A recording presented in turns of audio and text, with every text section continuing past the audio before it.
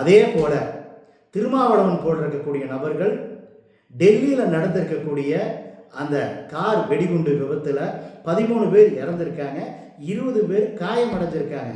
அந்த காயமடைஞ்சவங்களுக்கு ஒரு ஆறுதல் சொல்றதுக்கு இந்த உருட்டல் நாயனுக்கு துப்பில்லை. ஆனால் மோடியும் அமித்ஷாவும் அம்பானியும் தான் இதுக்கு பொறுப்பெடுத்துக்கணும் அப்படின்னு ஒரு கருத்தை பதிவு பண்ணுறது ஒருபோதும் ஏற்றுக்கொள்ள முடியாது. தேசிய புலனாய்வு அமைப்பு திருமாவளவன் போல் இருக்கக்கூடிய நபர்களை, விஷ கிருமிகளை பாதுகாப்பு வளையத்துக்குள்ளே கொண்டு வரணும்.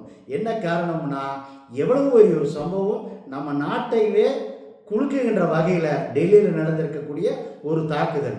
அந்த தாக்குதலுக்கு பதில் சொல்ல முடியல, ஆறுதல் சொல்ல முடியல. இந்த தீவிரவாதிகளை கண்டுபிடிங்க, தீவிரவாதிகளுக்கு சரியான தண்டனை கொடுக்கணும் அப்படின்னு சொல்றதுக்கு துப்பில்லை.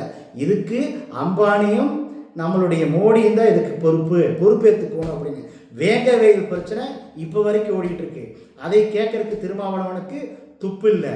அதே போல கோவையில் நடந்த கார் வெடிகுண்டு விபத்து, அதை கேட்கறதுக்கு துப்பில்லை.